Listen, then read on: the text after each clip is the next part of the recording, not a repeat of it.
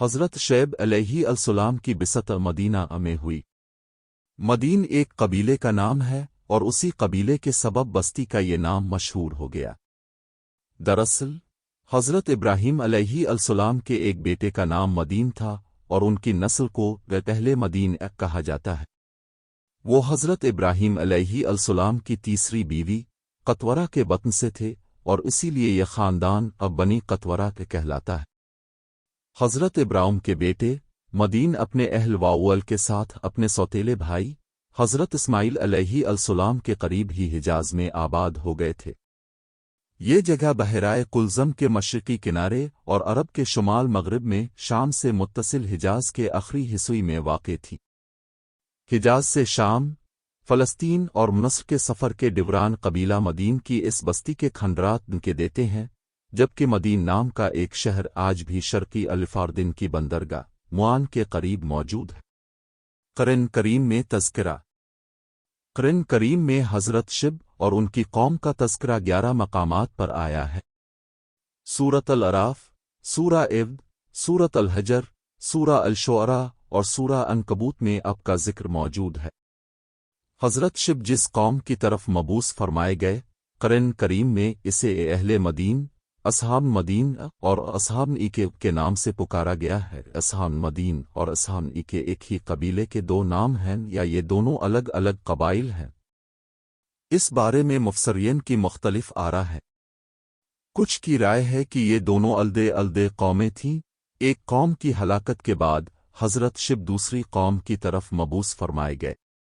بعض نے لکھا کہ مدین اور اصحاب ایکے جائنڈ والے ایک ہی قبیلے کے دو نام ہیں، ان دونوں کی رہائش مختلف جگہوں پر تھی۔ اصحاب مدین تہذیب و تمدن سے آشنا شہری قبیلہ تھا۔ یہ لوگ جس بڑی شرح پر رہتے تھے وہ شام سے فلسطین، یمن اور مصر سے ہوتی ہوئی بحر قلزم کے مشرقی کنارے سے گزرتی ہے اور حجاز کے تجارتی قافلے اسی راستے سے سفر کیا کرتے تھے۔ قرآن کریم میں اللہ تعالیٰ ارشاد فرماتے اور یہ دونوں بستیاں بڑی شرح پر آباد تھیں۔ سورۃ الحجر 79۔ اصحاب ایکے ایک بدوی قبیلہ تھا۔ عربی میں ایکے جن سرسبز وشاداب جھاڑیوں کو کہتے ہیں جو ہرے بھرے درختوں پر مشتمل گھنے جنگلوں میں جائنٹ کی شکل میں باکثرت ہوتی ہے۔ علامہ ابن کثیر کے مطابق ایکے ایک درخت کا نام تھا جس کی قبیلے کے لوگ پوجا کرتے تھے، چنانچہ اس نسبت سے اہل مدین ہی کو اصحاب ایکے کہا گیا۔ بہرحال اکثریت کی رائے یہی ہے کہ یہ دونوں قومیں ایک ہی قبیلے اور نسل سے تعلق رکھتی تھیں اور قوم شب کہلاتی تھیں۔ بڑی شرح پر آباد قبیلے کے لوگوں کو والد کی نسبت سے مدین کہا جانے لگا، جبکہ سر سبز علاقے میں رہنے والے اصحاب ایکے کے نام سے مشہور ہوئے۔ قوم شب کے ایوب۔ دنیا میں جتنے بھی انبیاء کرام مبعوث فرمائے گئے، ان کی دعوت کا مشترکہ مقصد حقوق کی بااحسن طریقے سے ادائی کی تعلیم عام کرنا تھا۔ حقوق دو قسم کے ہیں، ایک حقوق اللہ یعنی اللہ کی عبادت اور اس کی ہدایات پر عمل، اور دوسرا حقوق العباد جس کا تعلق انسانوں سے ہے۔ دنیا میں قوم لوط کے بعد قوم شب وہ قوم تھی جو دونوں حقوق پامال کر رہی تھی۔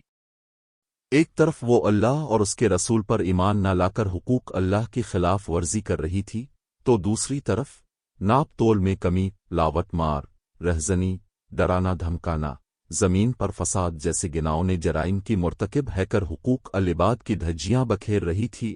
قرآن کریم میں قوم شب کے 3 طرح کے ایوب کا تذکرہ ملتا ہے۔ ایک وہ لوگ کفر و شرک میں مبتلا تھے اور درختوں کی پوجا کرتے تھے۔ 2 بیوپار میں بے ایمانی اور ناپ تول میں کمی کرتے تھے۔ 3 راستوں میں بیٹھ کر لاوٹ مار کرتے، لوگوں کے اموال چھینتے اور غنڈہ ٹیکس وصول کرتے، بلکہ اگر یہ کہا جائے کہ دنیا میں غنڈہ ٹیکس کی بنیاد قوم شب ہی نے رکھی تو بے جانا ہوگا۔ اللہ تعالیٰ نے ان لوگوں کی اصلاح اور توحید کی دعوت کے لیے انہی کی قوم کے ایک نیک اور سچوئی انسان حضرت شعیب علیہ السلام کو مبعوث فرمایا۔ قرآن پاک میں ارشاد باری تعالیٰ ہے، اور ہم نے مدین کی طرف ان کے بھائی شعیب کو بھیجا۔ سورۃ الاعراف 85۔ توحید کی دعوت۔ پچھلی قوموں کی طرح قوم شب میں بھی مشرکانہ رسم وقات کا ڈور دورہ تھا۔ حضرت شب نے پہلے انہیں توحید کی دعوت دی، پھر ان کی حرکتوں پر انہیں متنوع کیا کہ میری قوم اللہ ہی کی عبادت کرو، اس کے سنوا کوئی تمہارا معبود نہیں۔ تمہارے پاس تمہارے پروردگار کی طرف سے نشانی اچا کی ہے، تو تم ناپ تول پوری طرح کیا کرو اور لوگوں کو چیزیں کم نہ دیا کرو اور زمین میں اصلاح کے بعد خرابی نہ کرو۔ اگر تم صاحب ایمان ہو تو سمجھ لو کہ یہ بات تمہارے حق میں بہتر ہے، اور ہر راستے پر مت بیٹھا کرو۔ جو شخص اللہ پر ایمان لاتا ہے اسے تم ڈراتے اور ران حق سے روکتے ہو اور اس میں کبھی عیب ڈھونڈتے ہو۔ اور یاد کرو جب کہ تم بہت تھوڑے تھے، پھر اللہ نے تم کو کثیر کر دیا، اور دیکھو کیا ہوا انجام فساد کرنے والوں کا۔ سورۃ الاعراف 86-85۔ متکبر سرداروں کی دھمکی۔ حضرت شب کی توحید کی دعوت سوان کر قوم کے متکبر سردار چراغ پا ہو گئے، اور انہوں نے حضرت شب کو دھمکیاں دینا شروع کر دیں۔ اللہ تعالیٰ فرماتے ہیں کہ ان کی قوم کے متکبر سرداروں نے کہا، اے شب، ہم تم کو اور تمہارے ساتھ ایمان لانے والوں کو اپنی بستی سے باہر نکال دیں گے، ورنہ تم سب کو ہمارے مذہب پر واپس آنا پڑے گا۔ سورۃ الاعراف 88۔ اس کے ساتھ ہی ان کی قوم کے وہ سردار جو کافر تھے، وہ قوم کے لوگوں سے کہنے لگے، اگر تم شب کے پیچھے چلے تو یاد رکھو اس ساورت میں تمہیں سخت نقصان اٹھانا پڑے گا۔ سورۃ الاعراف 90۔ قوم کے سرداروں سے مکالمہ۔ حضرت شب نے اپنی قوم کے سرداروں سے فرمایا، تمہارے باطل مذہب سے اللہ تعالیٰ نے نجات دے دی ہے، اس کے بعد اگر ہم تمہارے مذہب میں واپس آ جائیں تو یہ ہماری طرف سے اللہ تعالیٰ پر سخت بہتان ہوگا، اور ہمیں شایان نہیں کہ اس میں لیوٹ جائیں۔ سورۃ الاعراف 89۔ حضرت شب اپنی قوم کی بدعمالیوں پر سخت رنجیدہ رہتے اور انہیں بار بار واز ونست کرتے۔ انہوں نے قوم کو اللہ کے عذاب سے ڈراتے ہوئے متنبوہ فرمایا، ہے قوم، اللہ ہی کی عبادت کرو کہ اس کے سنوا تمہارا کوئی معبود نہیں، اور ناپ تول میں کمی نہ کرو۔ میں تم کو آسودہ حال دیکھتا ہوں، اور اگر تم ایمان نہ لائو گے تو مجھے تمہارے بارے میں ایک ایسے دن کے عذاب کا خوف ہے جو تم کو گھیر رہے گا۔ سورہ اب 84۔ انہوں نے کہا، شب، کیا تمہاری نماز تمہیں یہ سنکھاتی ہے کہ جن کو ہمارے باپ دادا پوجتے آئے ہیں ہم ان کو ترک کر دیں یا اپنے مال میں تصرف کرنا چاہیں تو نہ کریں؟ تم تو بڑے نرم دل اور راست باز ہو۔ سورہ اب 87۔ کے حضرت شب نے جواب دیا، ہے قوم، دیکھو تو اگر میں اپنے پروردگار کی طرف سے روشن دلیل پر ہوں، اور میں نہیں چاہتا کہ جس امر سے میں تمہیں منع کروں خود اس کو کرنے لگوں۔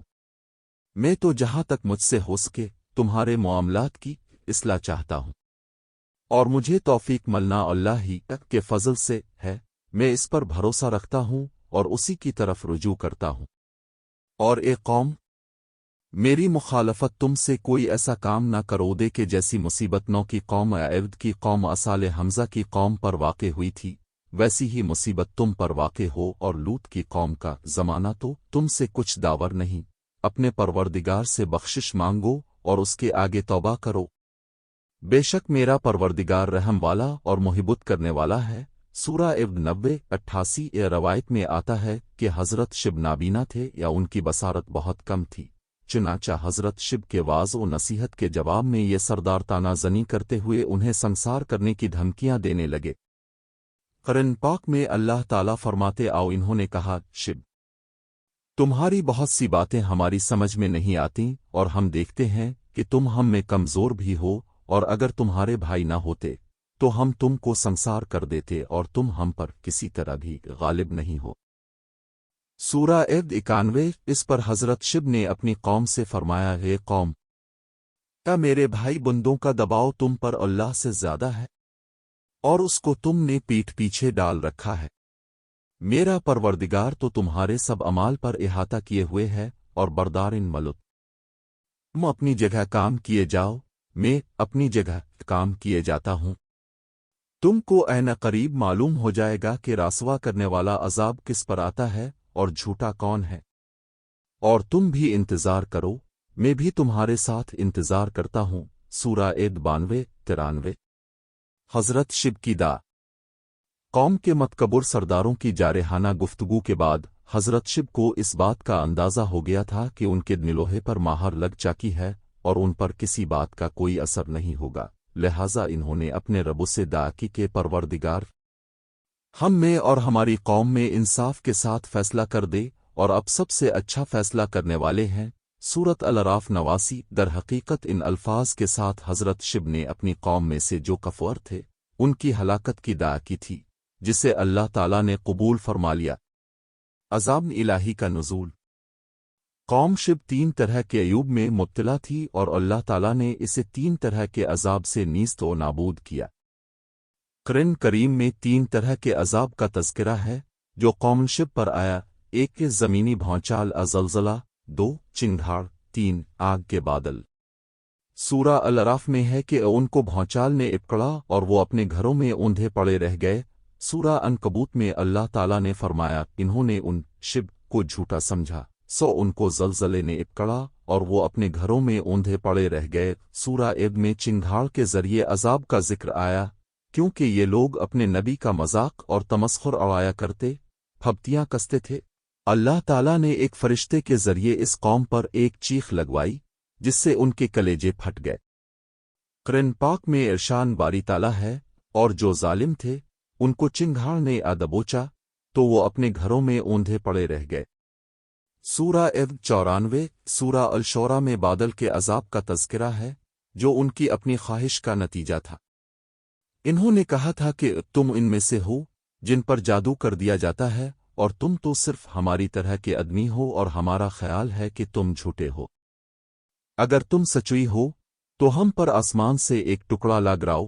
سورت الشعراء 1:8-7 1:8-5۔ چونکہ انہوں نے جھٹلایا تھا تو انہیں بادل والے دن کے عذاب نے پکڑ لیا، وہ بڑے بھاری دن کا عذاب تھا۔ سورت الشعراء 189۔ علماء ان قص فرماتے ہیں کہ اللہ تعالیٰ نے ان پر پہلے تو سخت گرمی مسلط فرمائی اور 7 دن مسلسل ان پر ایوا بند رکھی، جس کی وجہ سے پانی اور سایہ بھی ان کی گرمی نہ کم کر سکا اور نہ ہی درختوں کے جائنڈ کام آئے۔